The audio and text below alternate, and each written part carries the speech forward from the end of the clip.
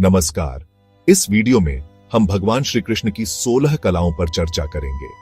सनातन धर्म में भगवान श्री कृष्ण को पूर्णावतार माना गया है। वे 16 कलाओं से युक्त हैं, अर्थात वे संपूर्ण हैं। ये कलाएं केवल चमत्कारी शक्तियां नहीं हैं, अपितु मनुष्य के भीतर छिपी आध्यात्मिक, मानसिक, भावनात्मक और बौद्धिक क्षमताओं की पराकाष्ठा है। आइए इस वीडियो में इस विषय का विस्तृत आध्यात्मिक दृष्टिकोण, वैज्ञानिक संगति और आधुनिक जीवन में प्रासंगिकता का व्याख्यात्मक और जीवनोपयोगी विश्लेषण करते हैं। आपसे अनुरोध है कि वीडियो अंत तक अवश्य देखें एवं लाइक, शेयर, कमेंट करें।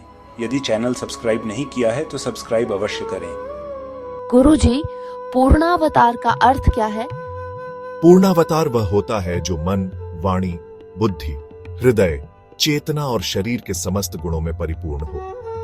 भगवान श्री कृष्ण ऐसे ही एक पूर्ण पुरुषोत्तम हैं, जिन्होंने जीवन के प्रत्येक पक्ष में पूर्णता अर्थात पूर्ण कला को प्रकट किया। वे न केवल देवता थे, बल्कि मनुष्य रूप में दैवी चेतना के श्रेष्ठतम आदर्श भी थे। फिर कला क्या है? यहाँ इसका अर्थ क्या है? वेदों और उपनिषदों में कला शब्द का प्रयोग आत्मा की शक्तियों के लिए होता है। जैसे चंद्रमा में 16 कला होती है और कृष्ण को पूर्ण चंद्र की तरह पूर्ण कला युक्त कहा गया। कला चेतना की एक विशिष्ट अभिव्यक्ति। जैसे चंद्रमा में अमावस्या से लेकर पूर्णिमा तक 16 कला बढ़ती है, वैसे ही आत्मा में भी चेतना के स्तर पर 16 गुण होते हैं। क्या आप भगवान श्री कृष्ण की 16 कलाओं एवं उन पर विस्तृत विश्लेषण बता सकते हैं? अवश्य। पहले हम उन 16 कलाओं के नाम जानते हैं एवं उसके पश्चात मैं उनकी व्याख्या करूंगा। श्रद्धा, मेधा, वाक सिद्धि, धैर्य, तेज, विनय, लज्जा, कीर्ति, पालनशीलता, वैराग्य, प्रज्ञा, ईश्वरीय आभा, कला निपुणता, युद्ध कौशल, सामाजिक चातुर्य एवं करुणा। तो ये हैं श्री कृष्ण की 16 कलाएं। अब चलते हैं इनके बारे में विस्तृत व्याख्या की ओर। श्रद्धा, यह आत्मा का पहला प्रकाश है।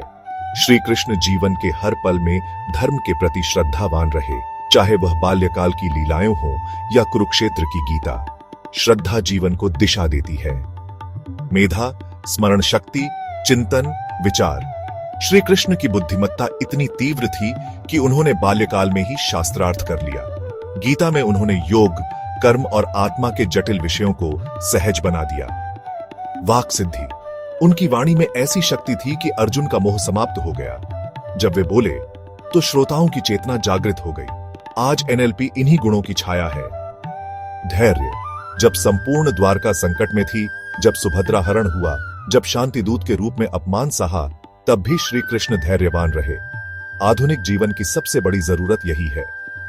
तेज, श्री कृष्ण की आभा इतनी दिव्य थी कि शत्रु भी आकर्षित होते थे। यह तेज केवल बाह्य रूप का नहीं था, यह चेतना का तेज था, जो आजौरा या करिश्मा कहा जाता है। विनय, गीता का ज्ञान देने वाला जब सुदामा के आगे जमीन पर बैठ जाए, वह विनय की चरम अवस्था है। यह कला बड़ों से लेकर बालकों तक सम्मान देने की शक्ति है। लज्जा, श्री कृष्ण ने नारी की मर्यादा को सर्वोपरि रखा। द्रौपदी के चीर हरण में वे मर्यादा पुरुषोत्तम बनकर आए। लज्जा आत्मा की रक्षा है। कीर्ति, श्री कृष्ण की कीर्ति केवल युद्ध में नहीं, उनके प्रेम, नीति, दया और ज्ञान में भी है। सच्ची कीर्ति वही है जो यश के साथ धर्म को बढ़ाए। पालनशीलता अर्थात मातृत्व, गोप गोपियां, गायें, मित्र सभी श्री कृष्ण की ममता को अनुभव करते हैं। यह कला नेतृत्व में आवश्यक है, जहां आप केवल शासक नहीं, पालक भी बनते हैं। वैराग्य, श्री कृष्ण का जीवन संसार में रहते हुए भी अनासक्ति का उदाहरण है। उन्होंने न कन्हैया बनकर आसक्ति दिखाई, न राजा बनकर मोह किया। प्रज्ञा, गीता में समय समय पर जो निर्णय उन्होंने लिए, जैसे अर्जुन को युद्ध के लिए प्रेरित करना, शांति प्रस्ताव भेजना, सब त्वरित और बुद्धिपूर्ण निर्णय थे। ईश्वरीय आभा, श्री कृष्ण का स्वरूप मात्र देखकर भक्त भाव विभोर हो जाते थे। यह कला चित्त की शुद्धता और ब्रह्म ज्ञान से प्राप्त होती है। कला निपुणता, संगीत, नृत्य, बांसुरी की धुन से हृदय को जीत लेना, यह केवल राग नहीं, भावनात्मक लयबद्धता थी। आधुनिक संगीत चिकित्सा भी इसका लघु रूप है। युद्ध कौशल, रणभूमि में बिना हथियार लिए महायोद्धा बनना, वह नीति युद्ध का प्रयोग था। आज की रणनीतिक सोच और सैन्य नेतृत्व में यह कला आवश्यक है। सामाजिक चातुर्य, कैसे विभाजन रोके जाए, कैसे मतभेद मिटे, कैसे धर्म को बचाया जाए। श्री कृष्ण ने पूरे जीवन सामाजिक संतुलन बनाए रखा। करुणा अंतिम और सबसे महत्वपूर्ण कला। करुणा ही कृष्ण को विश्वमित्र बनाती है। शिशुपाल को 100 अपराध क्षमा करना इसका उदाहरण है। गुरुजी, क्या आप इन कलाओं की आधुनिक प्रासंगिकता एवं समकक्ष पर प्रकाश डाल सकते हैं? अवश्य। इन पारंपरिक कलाओं और उनके आधुनिक अथवा मॉडर्न उदाहरण कुछ इस प्रकार माने जा सकते हैं। मेधा एवं प्रज्ञा, cognitive intelligence, decision making ability. वाक्सिद्धि, इमोशनल इंटेलिजेंस, पर्सुएजन स्किल्स। तेज, aura field, charisma, electromagnetic resonance. धैर्य, स्ट्रेस, रिस्पॉन्स मैनेजमेंट। करुणा, मिरर न्यूरॉन्स और एम्पैथी रिस्पॉन्स। संगीत निपुणता, म्यूजिक थेरेपी और ब्रेन्स न्यूरोप्लास्टिसिटी। सामाजिक बुद्धि, सोशल इंटेलिजेंस और ग्रुप डायनामिक्स। वैराग्य, डिटैचमेंट और साइकोलॉजिकल रेजिलियंस।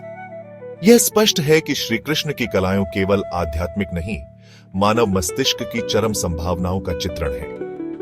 गुरुजी, इन कलाओं का आधुनिक जीवन के संदर्भ में आपने मनोवैज्ञानिक कारण तो बताए, क्या आप उनकी आधुनिक जीवन में उपयोगिता बता सकते हैं?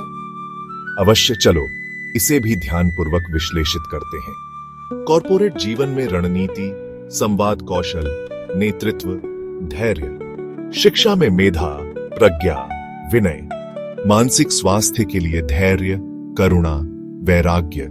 समाज सेवा में करुणा, पालनशीलता, सामाजिक चातुर्य। कला संस्कृति में संगीत कला निपुणता, तेज, वाक्सिद्धि। गुरुजी, क्या आप इन कलाओं को जागृत करने का साधन एवं उपायों का वर्णन करेंगे? कैसे हम इन्हें अपने जीवन में सम्मिलित कर सकते हैं? अवश्य। श्रीमद्भागवत में कहा गया है, नर में नारायण समाया है। जो अपने भीतर की 16 कलाओं को जागृत कर ले, वही सच्चा कृष्णत्व प्राप्त करता है। यदि इन कलाओं को जागृत करना है तो अपनी जीवन शैली में कुछ बदलाव लाने होंगे, जैसे मेधा, धैर्य, तेज के लिए ध्यान अर्थात मेडिटेशन। करुणा, सामाजिक बुद्धि के लिए सेवा भाव। संगीत एवं नाद योग से कला निपुणता, आभा। स्वाध्याय से वाक्सिद्धि, प्रज्ञा। सत्संग और गुरु कृपा से श्रद्धा, लज्जा, वैराग्य।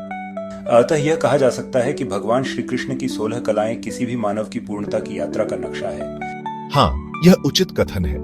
यदि हम इनमें से कुछ कलाओं को भी अपने भीतर विकसित करें तो हम एक जागरूक, संतुलित और करुणामयी समाज की दिशा में अग्रसर हो सकते हैं। धन्यवाद गुरुजी, हम स्वयं इसका पालन करेंगे एवं स्वजनों तथा मित्रों के साथ भी यह शेयर करेंगे।